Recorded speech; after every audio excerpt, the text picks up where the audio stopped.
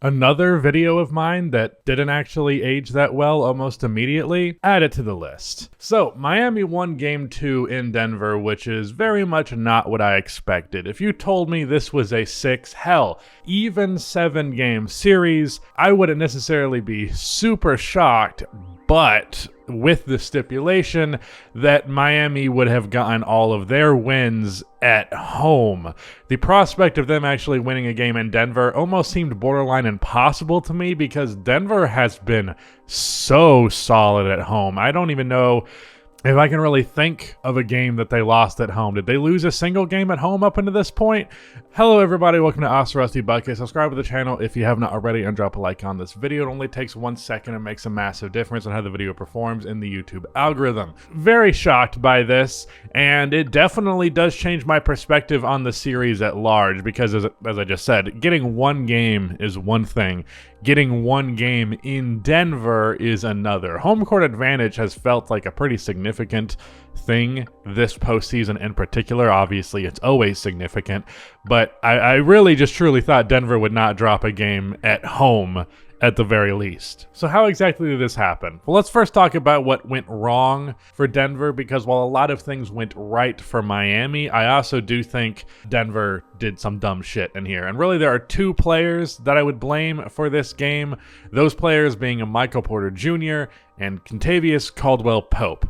Normally guys that I wouldn't really hinge the result of a game on just because they're not necessarily the most important players. They're probably 4 and 5 respectively. Sometimes Michael Porter Jr. can be more important than Aaron Gordon, but rarely would he ever be more important than Jokic and Murray. Either way, he played horribly on kind of both ends of the floor.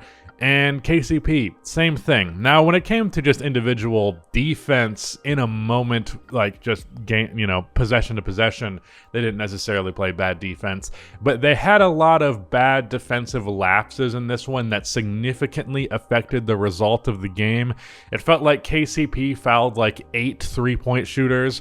Obviously, that didn't happen, but it's what it felt like. I know at least of 2 of them, one of them specifically on Kyle Lowry. And Michael Porter Jr., there was one foul in particular that really stood out to me that bothered me, which was Bam Adebayo had a very clear lane to the basket.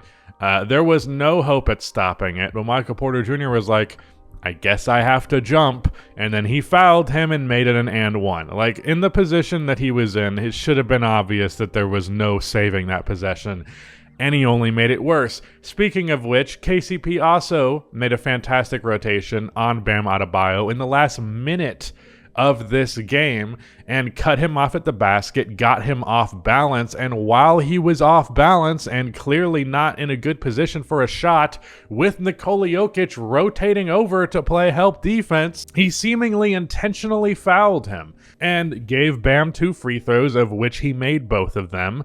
And it was just really stupid. A lot of dumb fouls on Denver's part in this game, at least 4 of them that stick out to me in the 4th quarter alone. So that was huge.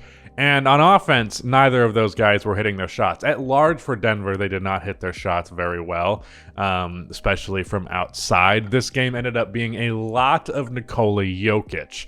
And I do want to say Miami's defense played a significant part in this, because I said after game 1 that didn't feel like Miami's zone was going to be that impactful. It ended up being significantly more impactful in this game. And while Jokic still managed to break the zone a good bit by scoring in his own way, the rest of Denver's players really just kind of struggled finding their place in the offense when that zone was happening. Jamal Murray also had a not outstanding game in this one, but he was by far and away their second best player, so even with that, I have to give him more credit than I'm giving those other guys. Aaron Gordon also, for what it's worth, not as excellent as he was in game 1. I do feel as though I kind of overrated the size issue in that one, because that was more so Caleb Martin just getting bullied by Aaron, and since they stopped doing that matchup, it didn't really happen that much.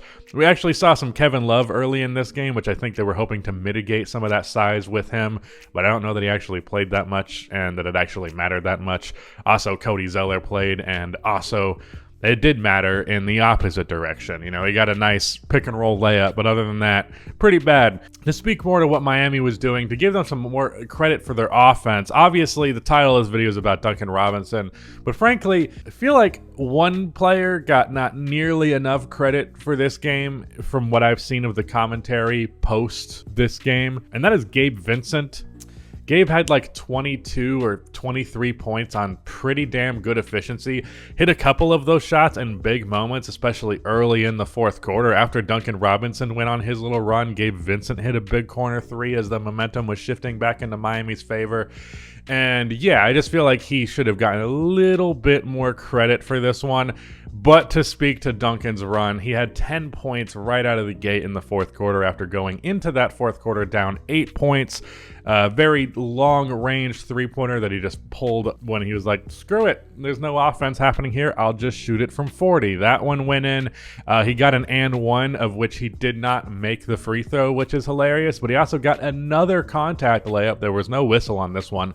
But for Duncan Robinson, you can probably count the amount of contact layups he's made this season on both hands. Like, I don't think you need...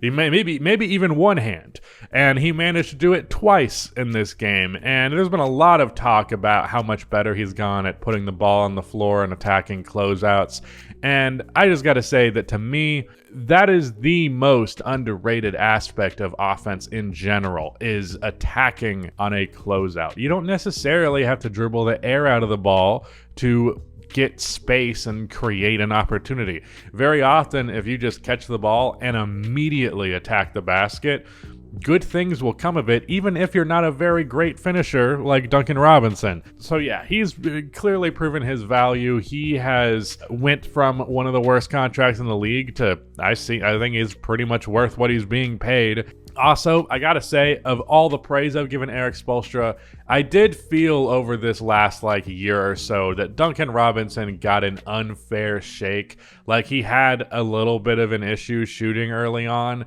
and when Duncan's not shooting lights out from three, he typically isn't that impactful.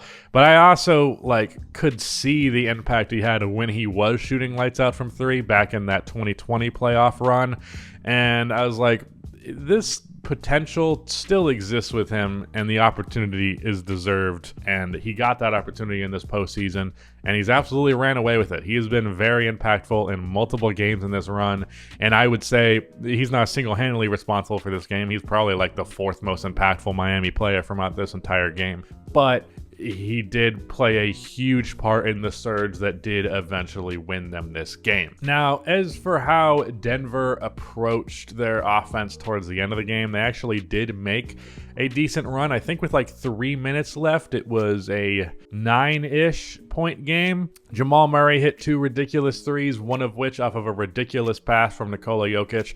Also, speaking of ridiculous passes from Nikola Jokic, I do feel the need to mention the hook shot alley-oop that he threw to Aaron Gordon in the first quarter.